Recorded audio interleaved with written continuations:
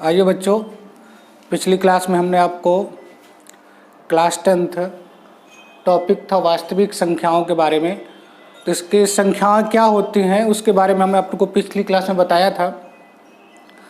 आज हम वास्तविक संख्याएं और यूक्लिड विभाजन प्रमेयिका से रिलेटेड कुछ क्वेश्चन सॉल्व करेंगे। ठीक है, तो चैप्टर 1 का एक्सरसाइज 1.1 सॉल्व करेंगे। तो आइए हम स्टार्ट करते हैं 1.1। और यदि आप चैनल में पहली बार हों तो सब्सक्राइब कर लीजिए, शेयर करिए और लाइक करिए। ठीक बच्चों, और कोविड-19 के तहत आप लोग अपने घरों में रहिए, सेफ रहिए और आपके हाथ में अपनी सुरक्षा है, इसलिए घर में रहकर ही अपनी पढ़ाई करिए, घर में रहकर ही अपना एग्ज़ाम की प्रिपेयर करिए। ठीक है, तो आइए चलिए। तो हमने पढ़ा था आपका यूक्लिड विभाजन प्रमेयिका पढ़ी थी हमने। यूक्लिड विभाजन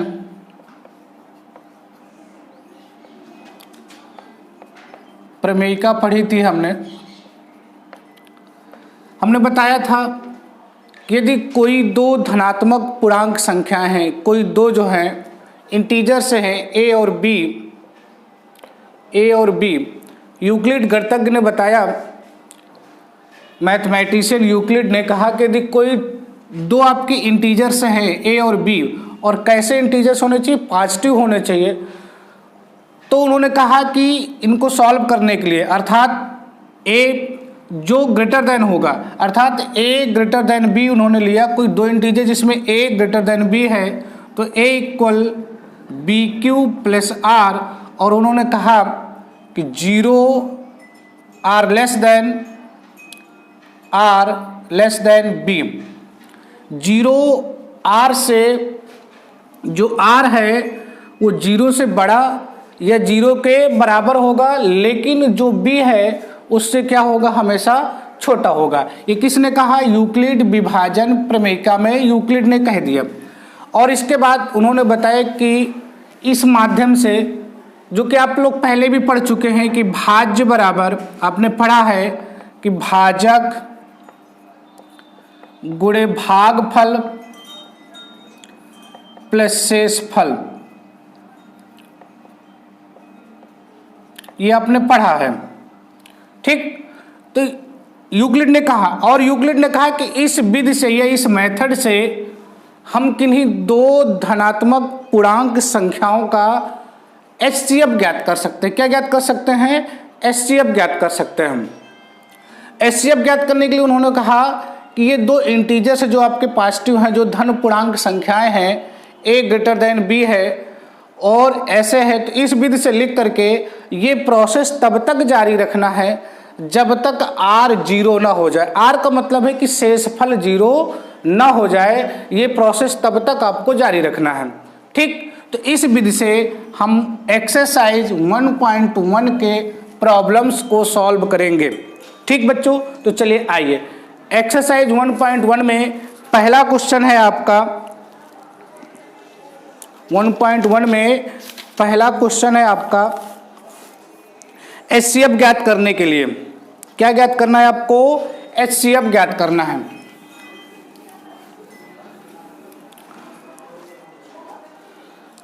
एक 135 और 225, पहला नंबर है 135 और 225। 135 एंड 225 का HCF ज्ञात करना है। तो क्या करेंगे हम यहाँ पर, यूक्लिड ने क्या कहा कि जो धनात्मक पूर्णांक संख्या बड़ी हो, अर्थात 225 बड़ी हुई, तो 225 क्या बन जाएगी आपकी भाजक। 135 आपका भाज्य बनेगा जो b की जगह होगा। आपने यूक्लिड में पढ़ा a बराबर बी क्यू प्लस आर, तो 225 बराबर 135, 135 का इसमें भाग देना है, कितनी बार चला जाएगा, 1 टाइम इसमें जाएगा।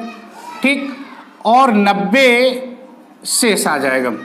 ठीक बच्चों, 135 का 225 में भाग दीजिए, 225 भागे 135, 1 टाइम से में जाएगा, ये हो जाएगा 0 और 12 में 3 गए 9, 90 बचेगा। ठीक, ये हो गया। और HCF की बात कही गई है कि ये प्रोसेस तब तक जारी रखना है जब तक शेषफल आपका 0 ना हो जाए। ठीक, तो ये यहाँ पर है। और अगले स्टेप में क्या करना है आपको, जो भाजक है वो भाज्य बन जाएगा। तो 135 इक्वल हो जाएगा 90, और 90 का भाग 135 में देंगे तो एक बार जाएगा और प्लस 45 शेष आ जाएगा। इसके बाद फिर क्या होगा, ये जो भाज्य है, अगली ये जो भाजक आपका बना हुआ ये क्या बन जाएगा, भाज्य 90 इक्वल ये जो शेष फल है ये भाजक बन जाएगा आपका, ओ सॉरी हाँ ठीक, भाजक बन जाएगा। और 45 का भाग इसमें जब 90 में देंगे तो दो बार जाएगा, 45 दूना 90 और शेष फल क्या हो जाएगा 0। तो HCF ज्ञात करना है आपको, और HCF ज्ञात करने के लिए आपने पढ़ा है उसका जो HCF होगा, मैंने क्या बताया कि कोई धन पूर्णांक है, यूक्लिड ने क्या कहा कि यदि कोई धन पूर्णांक है कोई, उनका HCF ज्ञात करना है तो जिस स्टेप में शेष फल या रिमाइंडर 0 होगा उस स्टेप का जो भाजक है, डिवाइडर है, वो HCF कहलाएगा। तो HCF इक्वल हो जाएगा 45। HCF इक्वल क्या हो जाएगा 45। ठीक बच्चों, तो इसका जो HCF है, समझ में अब बात आई। देखो यहाँ पर 2 धन पूर्णांक संख्याएं हैं, पॉजिटिव में बात करना, नेगेटिव में नहीं। यूक्लिड विभाजन प्रमेय का हमने यूज किया। ये जो आपकी ग्रेटर देन संख्या है 225 ये लिया हमने, और 135 से डिवाइड करवाया इसको, तो 1 टाइम्स में गया और शेषफल कितना आ गया 90। फिर यहाँ पर क्या हो गया भाजक, ये भाज्य बन गया। फिर क्या जो शेषफल था वो भाजक बन गया। 90 का डिवाइड 135 में कराया तो 1 टाइम्स में जाएगा, 1 आ जाएगा। भाग 90 का जब देंगे 135 में तो 1 टाइम 1 बार जाएगा। ठीक है, और वंस में फिर इसके बाद जो रिमाइंडर हो कितना 45 आ जाएगा। फिर इसके बाद 45 का डिवाइड इसमें 90 में देंगे, जो भाजक है वो भाज्य बन गया, जो शेषफल था वो भाजक बन गया। 45 का भाग 90 में देंगे तो 45 दूना 90 और शेषफल क्या हो गया 0। तो जिस स्टेप में शेषफल आपका 0 हो जाए उस स्टेप का जो भाजक होता है वो उन दोनों संख्याओं का HCF कहलाता है। ठीक बच्चों, बात समझ में आ गई। नेक्स्ट इसका दूसरा क्वेश्चन है 196।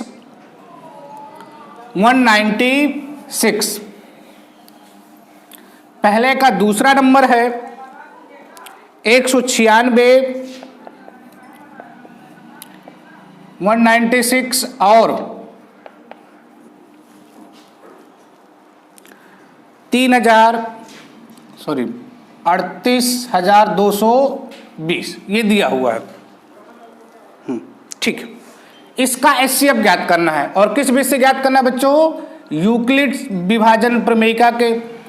तो क्या करना है, ये ग्रेटर देन है तो यहाँ पर क्या हो जाएगा 38,220,196 का इसमें डिवाइड करवाना है तो कितने टाइम्स में चला जाएगा, तो ये 195। यदि आपके समझ में नहीं बात आ रही तो 196 डिवाइड 38,220 कितनी बार चला जाएगा, पहली बात तो 1 टाइम्स में जाएगा ये, तो 196, 12 में 6 गए 6 बचेगा, यहाँ बचेगा कितना बच्चों 7, 17 हो जाएगा।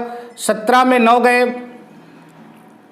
8, यहाँ बच्चा 2, 2 में 1 गए कितना बचेगा 1, फिर 2 को उतारा ले लीजिए, फिर ये 5 बार चला जाएगा। 5 6 30, 5 नहीं 45 और 3 48 हासिल 4 और 5 का नम 5 4 सॉरी 5 से ज़्यादा चला जाएगा, 9 बार जाएगा बच्चों। 9 छक्का 54 की 4 हासिल 5, 9 81, 5 86 हासिल 8, 9 का नम 9 8 17, 12 में 4 गए कितना बचेगा 8, यहाँ बचेगा 5, 15 में 6 गए 9, यहाँ पर 7 कुछ नहीं बचेगा, 0 को उतारा। अब कितनी बार चला जाएगा बेटा 5 बार। 5 6 30, 5 नहीं 45, 3 48, कैरी कितना आ गया 4, 5 1 5, 5 1 जा 5 और 5 और 4 कितना हो जाएगा 9, ये 0, अर्थात 196 इसमें डिवाइड करेंगे तो 195 बार जाता है और शेषफल क्या आता है 0।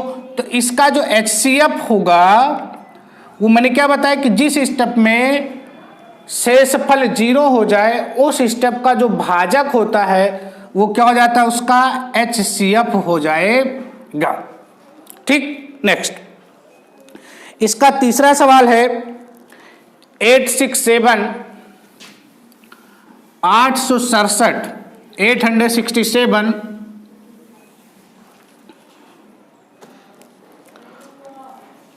तीसरा सवाल पहले का 867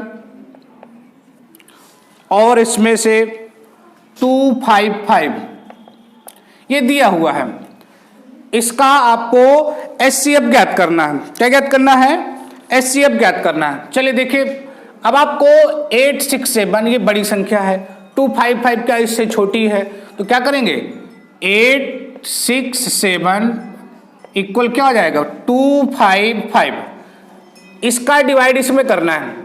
कितने टाइम्स में चला जाएगा, देखो 4 टाइम्स में नहीं जाएगा क्योंकि 4 2 जा 8 हो जाएगा और यहाँ पर इसके जो हासिल आएंगे उससे ज़्यादा हो जाएगा, तो 3 टाइम्स में जाएगा। ये 3 बचे 15, 3 बचे 15 1 16 हासिल 1, 3 दूनी 6 1 7 और 867 इसको घटा दीजिए, 7 में 5 के 2 0 202, तो शेषफल कितना आ जाएगा बच्चों 202 आ जाएगा। समझ बात आ गई। इसको हमने क्या किया 255 का भाग इसमें 3 बार चला जाएगा, शेषफल आ गया। सॉरी 7 8 में 7 का कितना बचेगा 1, ये ध्यान दीजिएगा। नेक्स्ट टाइम में क्या करेंगे 255, अब 102 का भाग इसमें दिलाएंगे। 102 का भाग कितनी बार चला जाएगा 255, इसका भाग दे लो, 2 बार चला जाएगा, देख लीजिए 4 0 2, 3 बार नहीं जाएगा, 2 बार चला जाएगा। ठीक, अब 5 में 4 का कितना बचेगा 1 और ये 5 51 यहां पर क्या आ जाएगा शेषफल। अब नेक्स्ट टाइम में शेषफल 0 नहीं हुआ है तो अब क्या करेंगे 102 51 का भाग 102 में दोगे तो 2 बार जाएगा और शेषफल कितना हो जाएगा 0। ठीक, तो इसका जो HCF आएगा वो कितना हो जाएगा 51। बात समझ में आ गई बच्चों। तो HCF निकालना हो और यूक्लिड विभाजन प्रमेयिका से निकालना हो तो हम क्या करेंगे, जो संख्या बड़ी होगी वो भाज्य बनाएंगे, जो छोटी होगी वो भाजक होगी। ठीक, जो छोटी संख्या होगी भाजक होगी, अर्थात ABQR। ठीक, यहां से ये क्वोटेंट अर्थात ये क्वोटेंट भागफल है, ये रिमाइंडर है आपका शेषफल है। ठीक, और HCF उस स्टेप से प्राप्त करेंगे जहां पर शेषफल क्या हो 0 हो, तो उसका जो डिवाइडर होगा वो जो आपका क्या कहलाएगा HCF कहलाएगा, जो भाजक है वो क्या कहलाएगा वो HCF कहलाएगा। ठीक, ओके। नेक्स्ट क्वेश्चन बेटा इसका दूसरा नंबर कहना दर्शाइए कि कोई धनात्मक विषम पूर्णांक 6q + 1 6q + 3 या 6q + 5 के रूप में लिख सकते हैं कि नहीं। कहना दर्शाइए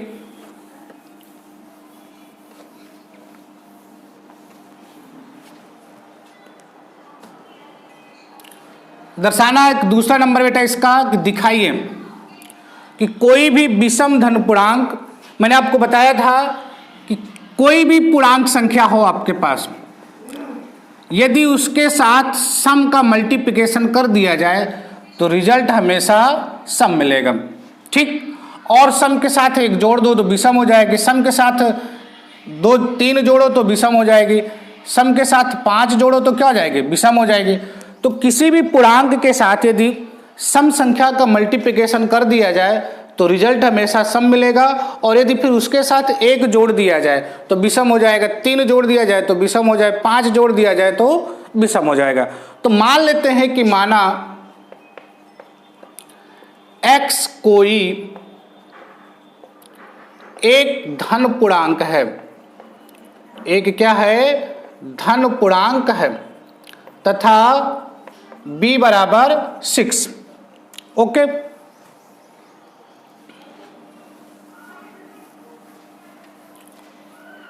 अब आप यूक्लिड विभाजन प्रमेय लगा दीजिए। तो यूक्लिड विभाजन प्रमेय से यूक्लिड विभाजन प्रमेय से क्या हो जाएगा, x equal B Q plus r. यहां पर ये आपने पढ़ा कि 0 equal to less than r less than b. तो यहां से x बराबर 6q प्लस आर और यहां पर हो जाएगा 0 less than r less than 6। अर्थात जो r है वो 6 से बड़ा नहीं हो सकता है, कभी भी 6 से बड़ा नहीं हो सकता। अब क्या करेंगे, r बराबर 0 1 2 3 4 5 रखने पर, ठीक रख दीजिए बेटा। यहां पर x बराबर जब 0 रखेंगे तो 6q प्लस 0, ये क्या हो जाएगा 6q। और 6q मैंने अभी क्या बताया है कि यदि किसी भी पूर्णांक के साथ यदि सम संख्या का मल्टीप्लिकेशन हो तो रिजल्ट हमेशा क्या मिलेगा, सम ही मिलेगा। तो ये क्या है, एक आपका सम पूर्णांक है। ये क्या है, ये सम पूर्णांक। यदि x बराबर यहां पर r बराबर क्या रख दिया जाए, 1 रख दिया जाए तो 6q प्लस 1 जो कि क्या है कि विषम पूर्णांक है। क्या है ये कि विषम पूर्णांक है। क्यों, ये तो सम है आपकी, लेकिन एक जुड़ जाएगा। 2 यदि सम है, 10 सम है, 8 सम है, लेकिन एक जोड़ दो तो विषम मिल जाएगी। ठीक, यदि x बराबर 6q प्लस r की जगह आप 2 रख दीजिए तो ये क्या हो जाएगा, हमेशा सम रिजल्ट हो जाएगा। सम पूर्णांक है आपका, क्या है ये, सम पूर्णांक है। ओके, यदि x बराबर यहां पर r की जगह 3 रख दिया जाए तो क्या हो जाएगा 6q प्लस r, r मतलब यहां पर 3, ये क्या है आपका विषम पूर्णांक है। ठीक, x बराबर 6q प्लस 4, ये क्या है आपका सम पूर्णांक है। ठीक, इसके बाद यहां पर क्या करेंगे, x बराबर 6q प्लस 5, ये क्या है, एक आपका विषम पूर्णांक है, विषम पूर्णांक। ये इक्वेशन फर्स्ट का हो, इसको फर्स्ट कह देते हैं। चलो ये आपका फर्स्ट है, इसको सेकंड कह दिया, थर्ड कह दिया, 4 कह दिया हमने, ये 5 कह दिया, 6 कह दिया हमने और ये 7 कह दिया हमने। ठीक, अब देखिए समीकरण दूसरा आपको दिख रहा है, ये तीसरा, चौथा, पांचवा, छठवां, सातवां। देखिए यहाँ इस समीकरण से आपको ये रिजल्ट मालूम हो रहा है कि ये सम है, इससे विषम है, ये सम है, ये विषम है, ये सम है और ये विषम है। तो किसी भी समीकरण 3, 5 और 7 से ज्ञात हो रहा है कि किसी भी धन पूर्णांक को 6, कोई भी धन पूर्णांक है, कोई भी विषम धन पूर्णांक को 6q plus 1, 6q plus 3, 6q plus 5 के रूप में लिखा जा सकता है। किसी भी समीकरण किससे 3, 5, 7 से ज्ञात होता है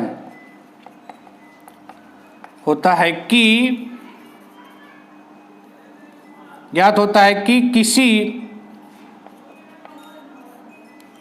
किसी भी धन पूर्णांक, किसी भी धन पूर्णांक को विषम धन पूर्णांक कर लीजिए,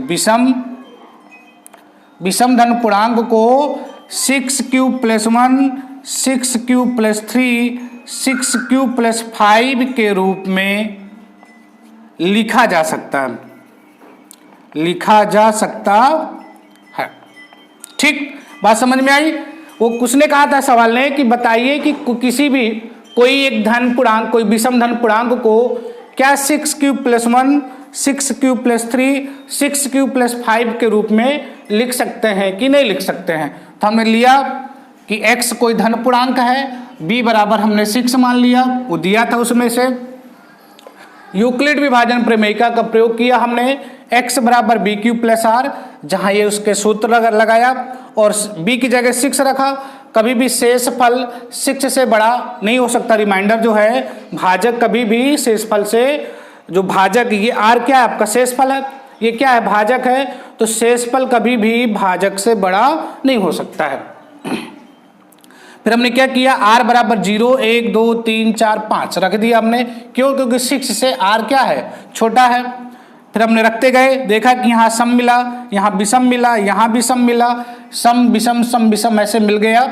तो हम लिख कह सकते हैं कि किसी भी विषम धन पूर्णांक को 6 cube plus 1 6 cube plus 3 6 cube plus 5 के रूप में लिख सकते हैं।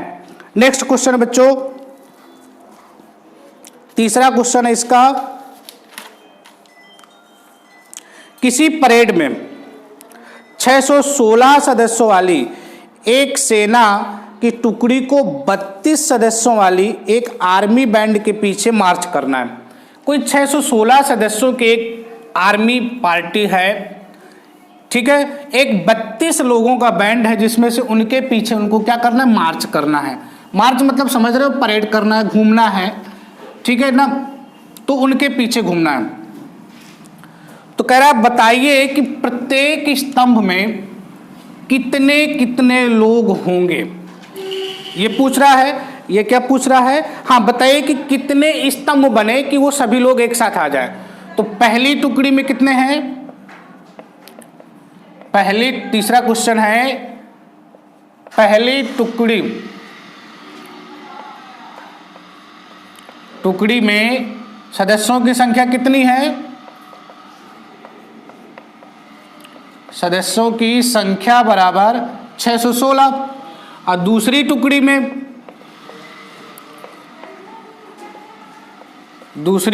में सदस्यों की संख्या 32 है, ठीक। अब कह रहा है कि अधिकतम स्तंभ कितने होंगे, तो अधिकतम स्तंभ चाहिए हमको, तो स्तंभों की संख्या निकालनी है।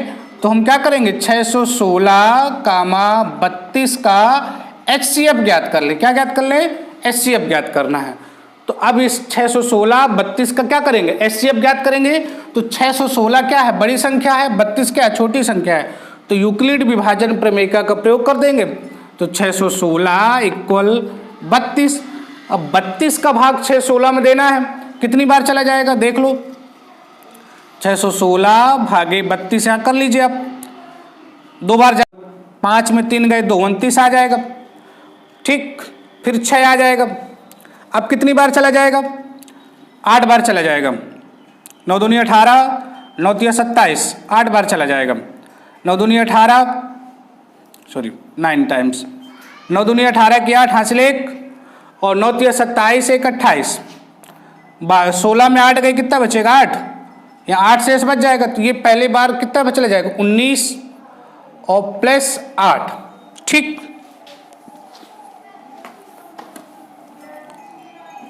अब क्या होगा, यहां पर शेषफल 0 नहीं हुआ, तो 32 बराबर 8 गुणे 4 प्लस 0। तो यहां पर 0 हो गया, तो HCF कितना आ जाएगा इसका, 8 आया। तो स्तंभों की संख्या अधिकतम कितनी हो जाएगी, 8 स्तंभ बनेंगे, जिसमें से प्रत्येक स्तंभ में आर्मी सदस्यों की संख्या आपस में क्या होगी, बराबर होगी। भाई क्या कहा गया था कि पहली टुकड़ी में इतने 616 लोग हैं, दूसरी टुकड़ी में 32 लोग एक बैंड वाले हैं, उनके पीछे इनको मार्च करना है इन लोगों को। तो कह रहा कितने स्तंभ बना दिए जाएं कि प्रत्येक स्तंभ में सदस्यों की संख्या बराबर हो जाए। तो क्या करना है हमने कि इसका HCF निकाल लिया, 616 और 32 का क्या निकाल लिया, HCF निकाल लिया। तो कितना आ गया 8, अर्थात कितने स्तंभों की संख्या हो जाएगी 8। 8 स्तंभ बना दिया जाए तो प्रत्येक स्तंभ में सदस्यों की संख्या बराबर हो जाएगी, ठीक। नेक्स्ट क्वेश्चन है, यूक्लिड विभाजन प्रमेयिका का प्रयोग करके दर्शाइए कि किसी धनात्मक पूर्णांक का वर्ग किसी पूर्णांक m के लिए 3m या 3m + 1 के रूप का होता है। आइए बच्चों देखते हैं।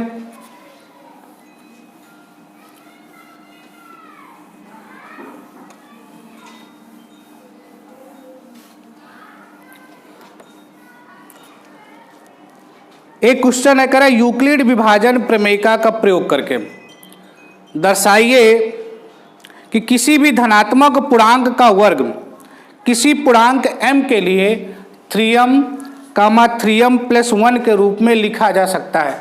तो यहाँ पर चौथा सवाल है, मान लेते हैं कि माना x कोई धन पूर्णांक संख्या है। ये क्या है? कोई धन पूर्णांक संख्या है तथा b बराबर 3 हमने ले लिया। कह रहा उसने बताया कि कह रहा है कि बताइए कि किसी धन पूर्णांक को 3m, 3m + 1 के रूप में कोई धन पूर्णांक है और उसका स्क्वायर कर दिया जाए तो क्या वो 3m, 3m + 1 के रूप में लिखा जा सकता है कि नहीं लिखा जा सकता? देख लीजिए, यूक्लिड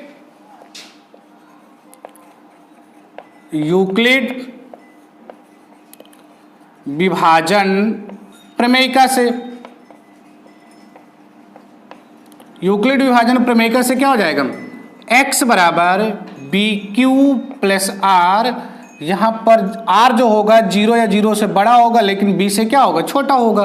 तो x इक्वल हो जाएगा b मतलब 3Q + R, और यहाँ पर जो R होगा वो 0 से बड़ा लेकिन 3 से छोटा। तो अब क्या करेंगे? R बराबर 0, 1, ठीक 2 रखने पर, तो हमको सिर्फ 0 और 1 रखना है। रखने पर जब रखेंगे तो यहाँ पर क्या हो जाएगा? x बराबर 3Q + 0, तो x बराबर हो जाएगा 3Q। अब क्या करेंगे? यहां पर दोनों तरफ वर्ग कर देंगे। क्या करेंगे? दोनों तरफ स्क्वायर करवा देते हैं। तो जब दोनों तरफ वर्ग करेंगे, दोनों तरफ वर्ग करने पर, दोनों तरफ क्या करेंगे? वर्ग करेंगे यहां पर। तो जब वर्ग कर देंगे तो क्या हो जाएगा? x² इक्वल 3Q का होल ऑफ स्क्वायर। तो x² इक्वल हो जाएगा 9Q²। इसको हम ऐसा लिख सकते हैं, x² इक्वल 3 कॉमन ले लीजिए, तो यहाँ पर 3Q² और x² बराबर 3m, और लिख देते हैं जहाँ m बराबर 3Q²। इसको समीकरण पहला कह लेते हैं। ठीक, इसके बाद क्या करते हैं? r बराबर 1 रख देते हैं।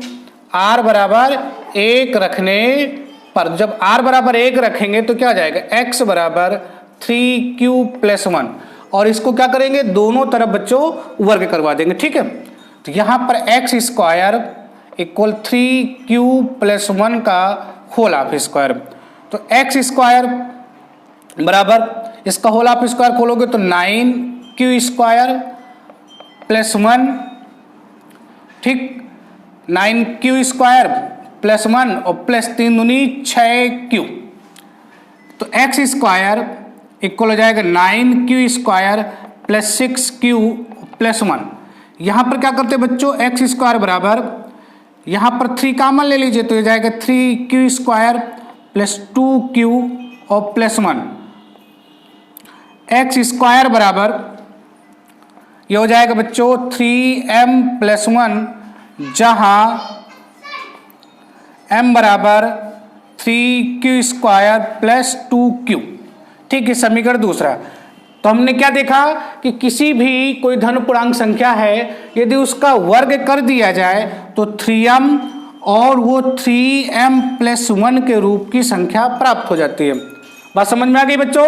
उसने क्या कहा था कि दिखाइए कि कोई धन पूर्णांक संख्या है और उसका वर्ग कर दिया जाए तो क्या वो 3m + 1 के रूप की प्राप्त होगी कि नहीं प्राप्त होगी। तो हमने दिखा दिया कि किसी भी धन पूर्णांक संख्या को और उसका वर्ग कर दे तो वो किस रूप में हो जाएगी? 3m + 1 के रूप में प्राप्त होती है। ठीक, किस रूप में कहा था, 3m या 3m के रूप में प्राप्त हो जाएगी। तो हमने वही चीज़ कर दिया कि माना कोई x एक धन पूर्णांक संख्या है और यूक्लिड विभाजन प्रमेयिका का प्रयोग कर दिया और किस रूप में डिनोट कर दिया हमने, x स्क्वायर बराबर 3m और x स्क्वायर बराबर 3m प्लस 1 के रूप में। बात समझ में आ गई बच्चों? ठीक, तो आप लोग ऐसे अपनी पढ़ाई करते रहिए। ऑनलाइन ही स्टडी इस समय चल रही बच्चों, क्योंकि कोचिंग संस्थान और स्कूल सभी बंद हैं कोरोना काल की वजह से, इसलिए चैनल को सब्सक्राइब कर लीजिए ताकि सारे वीडियो आपको प्राप्त होते रहें, सारी क्लास हमारी आपको उपलब्ध हो जाए, नोटिफिकेशन आपको मिलता रहे।